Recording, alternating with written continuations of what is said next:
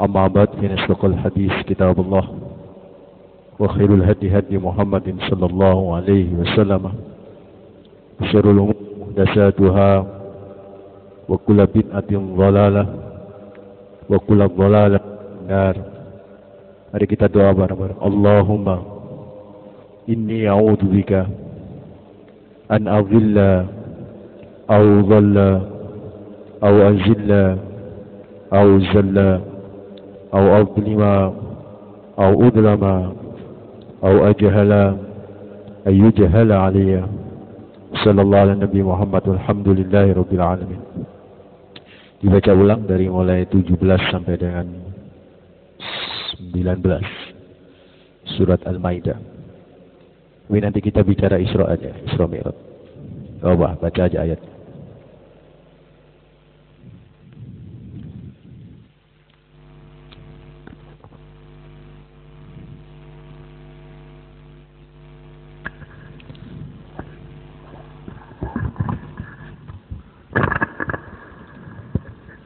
أعوذ بالله من الشيطان الرجيم.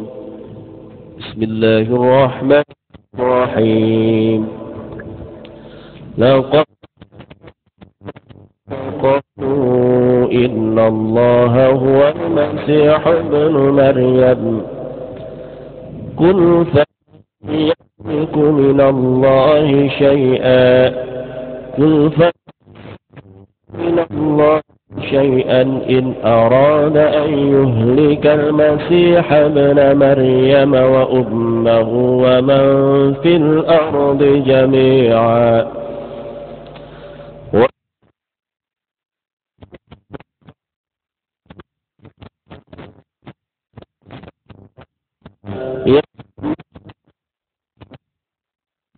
والله كل شيء قدير. وقالوا والنصارى نحن أبناء الله وقالوا والنصارى نحن أبناء الله وأحباء قل فلم يعذبكم بذنوبكم بل أنتم بشر ممن خلق يغفر لمن يشاء يعذب من يشاء وملك السماء وما والمصير. يا كتاب قد جاءكم رسولنا يبين لكم على من الرسل أن تكونوا مكة بشير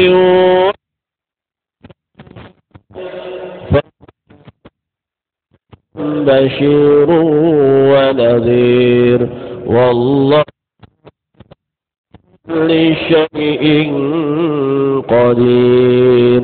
صدق العظيم. صدق الله العظيم وصدق الرسول ونحن كذلك من الشاهدين. Ikhwatuddin hafizakumullah. Sedianya saya ingin membahas tentang ayat yang ke-19 dari surat Al-Maidah ya. Dari surat Al-Maidah ayat yang ke-19 ini berbicara tentang fatrah. Kemarin saya janji kan. A'udzubillahi minasyaitonir rajim. Ya ahlal kitab qad ja'akum rasuluna yubayyinu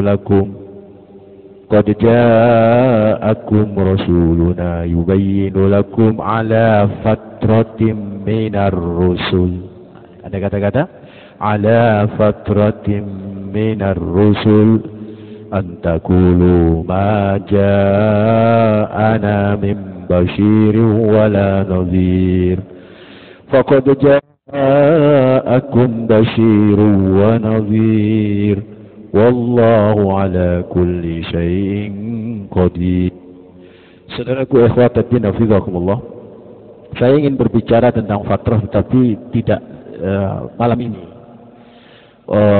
Karena ternyata setelah saya cek di berbagai kitab kajian fatrah ini sangat kompleks. Termasuk nanti ada pertanyaan. Jadi fatrah itu, fatrah ya. Saya ingin jelasin dulu sebelum insyaallah dua Selasa lagi baru saya jelaskan secara detail tentang masa fatrah ini. Kenapa 2 Selasa lagi? Selasa depan kita bahas tentang oleh-oleh dari Papua. Saya Selasa tiba itu maghrib, jadi bisa langsung ngaji. Kita bisa langsung ngaji. Kalau tidak ada delay gitu kan. Insya Allah. Jadi kalau di pesawat saya dari Papua itu dari Timika Selasa siang, Selasa jam 10. Jadi kalau perjalanan 5 jam plus 2 jam, kan selisih waktu 2 jam, jadi 7 jam. Di perkiraan waktu saya nyampe di jam 5 maghrib. Nanti kita langsung ngaji, nanti saya bicara tentang oleh-oleh dakwah di sana. Jadi masih belum ngaji lanjutan tafsir tentang fatrah. Jadi Selasa berikutnya kita baru membahas tentang fatrah. Tapi sedikit saya ulas tentang fatrah karena hari ini malam ini saya ingin bahas tentang Isra Mi'raj Nabi Muhammad SAW, karena ini malam 27 ya, atau hari 27 sudah masuk malam 28 Rejab. Saudaraku ikhwatiddin fillah. Jadi sekali lagi biar tidak penasaran, fatrah itu dari kata fatarah ya. Di ayat berapa tadi? Ayat 19 surat Al-Maidah ya. Ala fatratin minar rusul. Ala fatratin minar rusul. Fatrah itu artinya terputus. Secara bahasa itu terputus atau lemah. Jadi secara istilah fatrah itu adalah suatu masa di antara dua nabi. Suatu masa di antara dua nabi yang belum mendapatkan risalah dari nabi pertama dan juga belum dapat risalah dari nabi berikutnya. Nah, ini namanya kekosongan waktu, ini disebut masa apa? Fatrah. Tapi enggak nih istilah fatrah ya. Jadi misalnya antara Nabi Isa sama Nabi Muhammad SAW belum dapat materi atau risalah dari Nabi Isa, dan juga belum dapat risalah dari Nabi Muhammad SAW. Jadi belum dapat dua-duanya. Nah, ini yang disebut dengan masa fatrah. Kekosongan risalah, kekosongan kenabian, dan itu mesti ada dalam setiap masa. Apakah orang-orang yang ada di masa fatrah nanti tidak diazab sama Allah? Kan begitu pertanyaannya. Itu yang akan menjadi perdebatan. Termasuk apakah orang tua Nabi itu masuk kategori minal musyrikin. Sebab ada kelompok, kalau Bapak Ibu browsing ya di internet, apakah kedua orang tua Nabi itu masuk neraka? Pasti nanti keluar tuh banyak tulisan, ya masuk neraka tulisannya. Makanya beberapa tahun yang lalu saya sempat nulis di web menolak pendapat itu. Kalau ingin jelasnya tentang kajian saya mengenai apakah tua Nabi masuk ya, saya menulis apakah orang tua Nabi, apakah paman Nabi yaitu Abu Talib termasuk orang-orang yang minal kufar, ya, orang kafir yang belum masuk neraka atau tidak.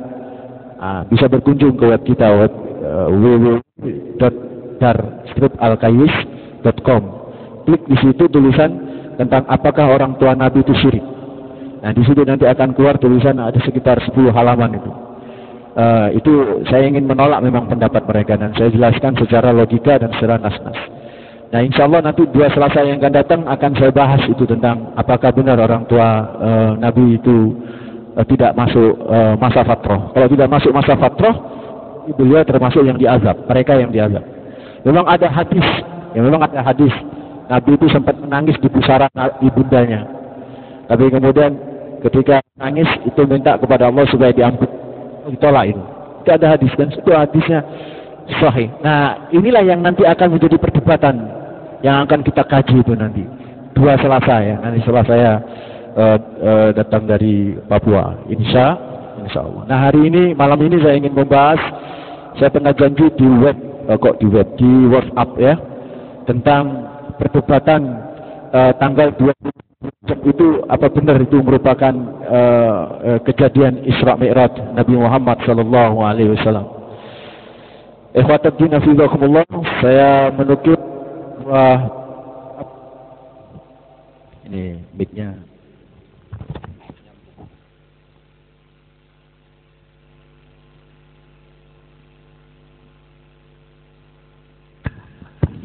Jadi saudaraku ikhwataddin hafizakumullah, saya sempat nukil ulama besar yang menulis kitab Ar-Rahiqul Makhtum. Pernah dengar nama kitab itu? Sudah ada terjemahannya. Dan saya melihat di toko Mizan punya, Bina Ilmu punya, jadi banyak punya. Tapi ternyata tadi saya sempat baca terjemahannya, ada salah terjemahan. Kalau saya kitab aslinya saya ambil dari iPad, dari Apple menyediakan kitab sejarah di antaranya adalah Ar-Rahiqul. Jadi dengan teknologi kita bisa dimanjain. Memang di sini Ar-Rahiqul tidak punya, di yang teks Arabnya maksud di perpustakaan kita tidak ada, adanya di sini. Ya, saya sempat baca di terjemahan ada beberapa yang salah pengetikan terjemahannya. Nah, di sini Ar-Rahiqul Makhtum. Sebentar, saya kasih tahu siapa yang ngarang ini. Saya agak lupa. Yang ngarang ini, oh nggak ada di sini. Yang ngarang ini adalah astagfirullahaladzim, Al-Mubarakfuri begitu. Sayyifur Rahman Al-Mubarakfuri dari India, yang ngarang kitab Rahiqul Makhtum. Nah, di kitab Rahiqul Makhtum ini dijelaskan panjang lebar Isra Mi'raj Nabi Muhammad sallallahu alaihi wasallam, termasuk kejadian Isra Mi'raj Nabi Muhammad sallallahu alaihi wasallam. Ada Al-Mubarakfuri, ada pendapat kata beliau tentang kapan terjadinya Isra Mi'raj Nabi Muhammad sallallahu alaihi wasallam. Yang Isra itu pasti, ya. Tapi yang pertama itu Muhammad sallallahu alaihi wasallam terjadi sebagai, disitulah Isra Mi'raj terjadi. Ini pendapat. Udah. Yang kedua, nggak usah nyatet, nggak apa-apa. Nanti saya akan tulis di WhatsApp ini. Yang kedua, itu ada 5 tahun di setelah Isra Mi'raj, baru Allah Subhanahu wa asra bi abdi dan seterusnya itu. Ini juga. Terus yang yaitu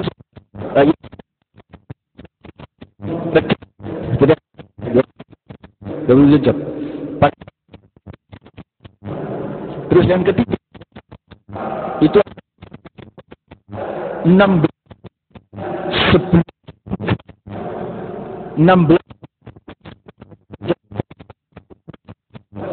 di bulan, bukan Rajab, bulan Ramadan. Ya. Yang kelima berpendapat 4 terjadi, dan yang terjadi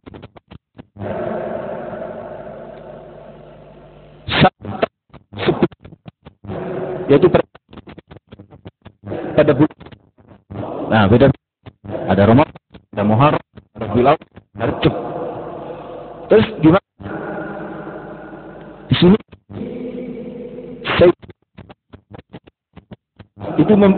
itu memberi pendapat tidak bisa diterima. Kalau Nabi Muhammad lebih-lebih 5 tahun lebih, itu nggak bisa diterima katanya. Kenapa? Yang namanya Nabi Muhammad Isra Mi'raj itu setelah wafat istri tercinta. Itu disepakati oleh para yaitu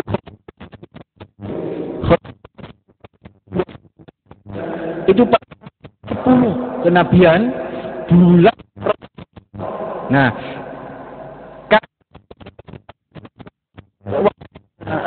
istri tercinta yaitu dan maka ini membuat terjadi pada 27 Rejab. Loh kenapa? Loh kalau Siti Khadijah tersebut di bulan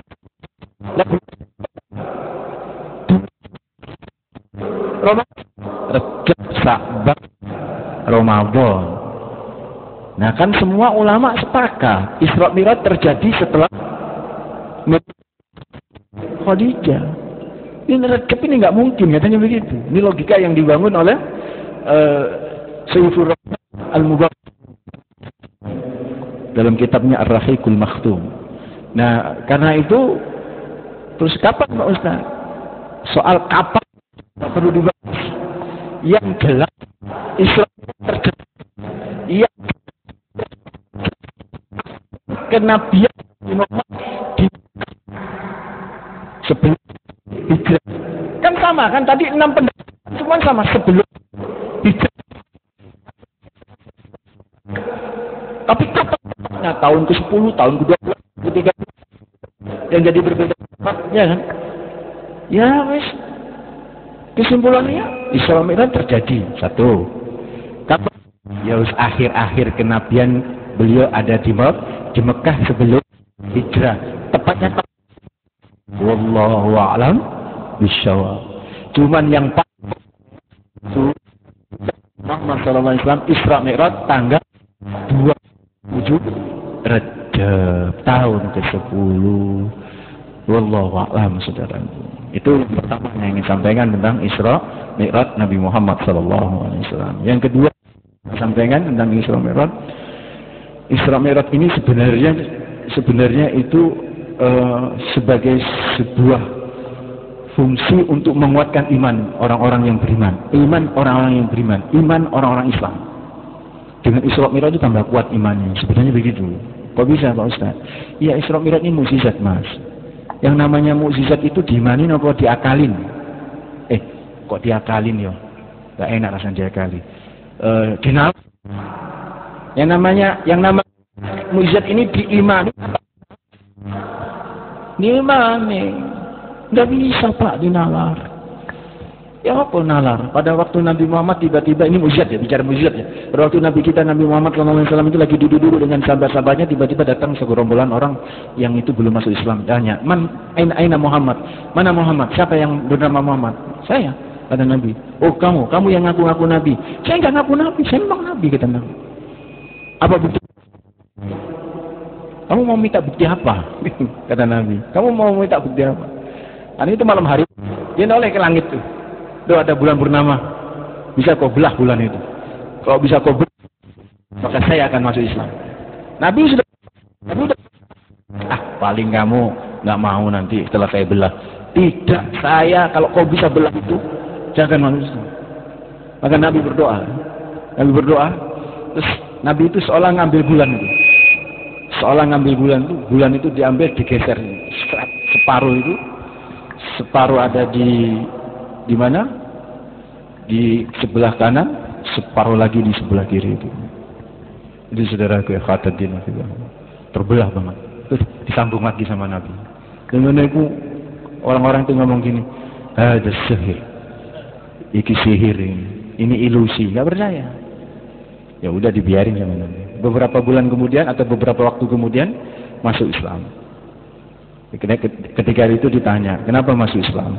Ya karena ini Saya setelah dari sini, maksudnya dari pembelahan bulan itu, dia datang ke satu tempat, ketemu seorang yang lagi dari perjalanan. Ternyata orang itu di negeri yang lain melihat sesuatu yang aneh di langit itu. Wah, langit itu bulannya terbelah pada waktu itu. Berarti kan itu bukan ilusi. Kalau ilusi itu kan satu tempat.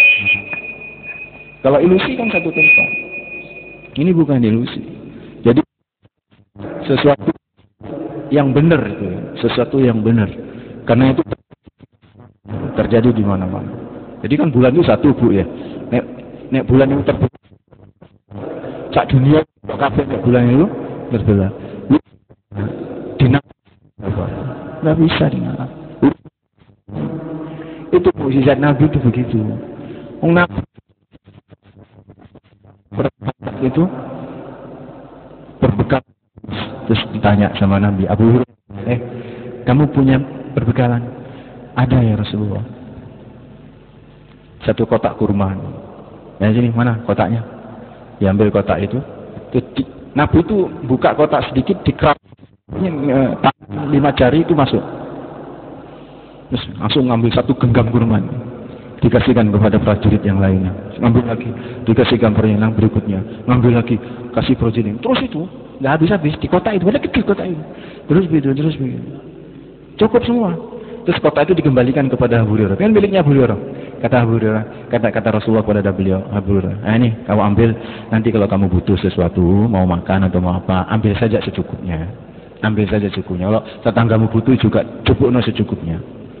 Dan itu konon Abu Hurairah menyatakan kotak itu masih tersimpan di tangan beliau sampai pada masa Utsman bin Affan.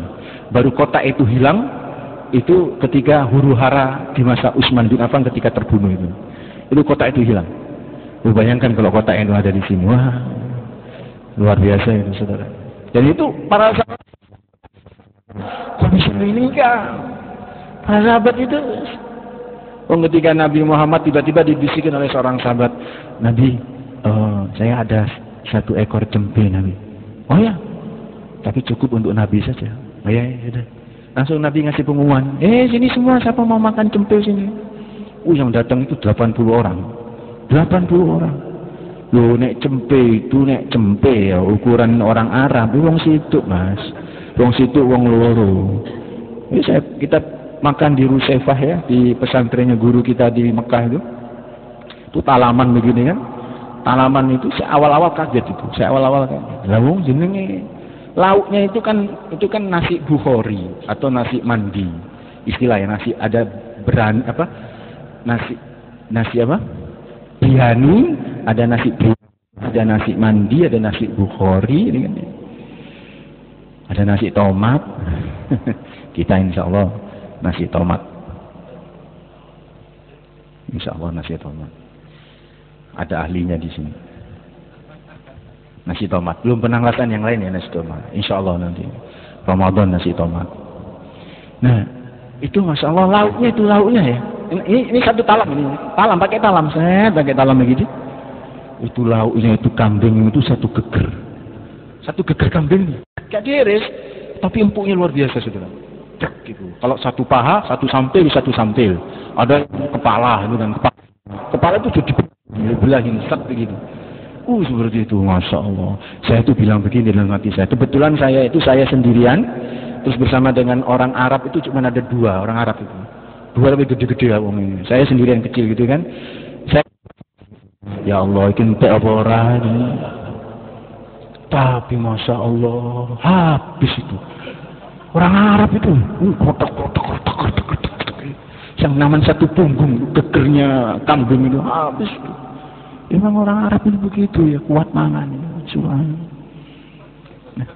Nah, Nabi Muhammad SAW itu senang ngerokotin sampil itu.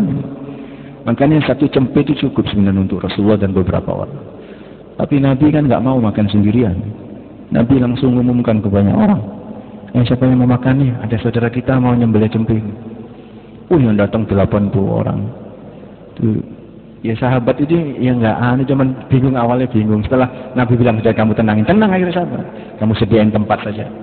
Udah, cempenya itu diginin sama Nabi, dikerau begini, dikasihkan ke piring, jalan satu lagi, jalan, ini masih tetap utuh nih. Banyak itu betul. Ya sahabat juga takut ya. Gak delok-delok ya apa ya saya enggak. Karena ini jenenge mukjizat itu ya gimana bukan dinalar. Nah, Mi'raj, Isra Mi'raj itu mukjizat ada orang. Hah? Mukjizat apa bukan? Jadi kalau kemudian ada orang baru, tidak usah itu mukjizat, betul tidak? Sampai ada kalau pakai badan Nabi Muhammad tuh, waduh, hancur tubuhnya. Karena kecepatannya sudah melampaui batas kecepatan cahaya. Ya, mereka mikirnya begitu, gimana ya? Mukjizat. Sering nih saya ngomong nih kepada banyak teman, misalnya Pak Zakaria dari Rungkut ya kan, mau pergi ke Probolinggo, bawa gula karena mau masak. Ternyata di gulanya itu ada semut, ya toh, di mobil gula kan ada mobil, ada gula di bagasinya, ono semut. Semut itu yang ngelamuti gula itu gak kroso, Pak Zakaria mobilnya berangkatan, nyampe di Probolinggo 4 jam kemudian. Semut mudun, di jalan-jalan ke tanah Probolinggo itu kan ya. Ketemu semut Probolinggo, terjadilah dialog antara semut Probolinggo sama semut Surabaya, Rungkut.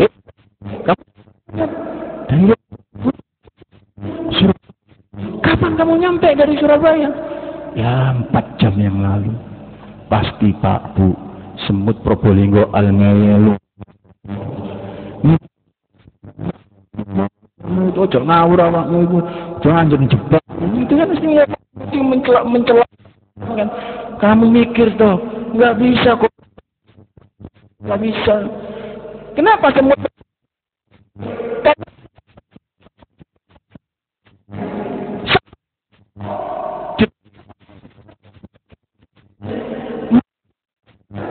dengan menungso kan?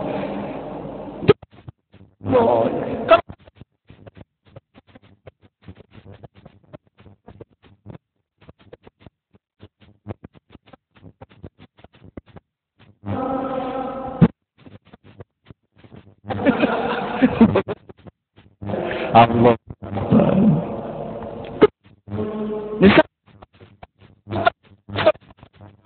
Nabi Muhammad itu pakai jasad atau pakai roh? Ya karena kita Allah. Padahal Allah di surat Al-Isra itu sudah ngasih ku dihurufkan itu. Subhan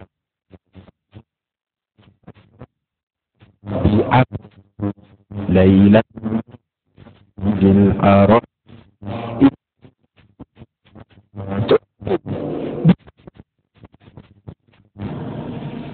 itu kan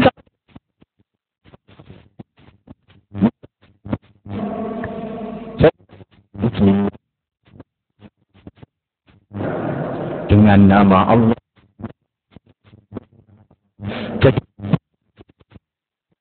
dengan Iqra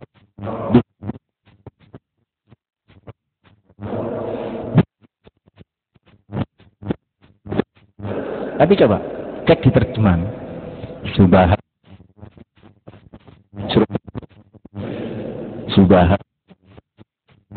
Maha Suci ya bisa diterjemahkan orang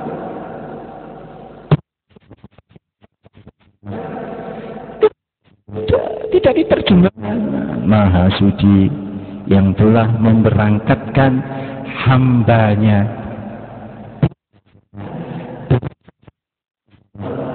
Ini memberangkatkan hamba. Kenapa? Kenapa susah diterjemahkan? Karena itu clue. Jenenge clue. Clue itu petunjuk. Di situ ada petunjuk bahwa hanya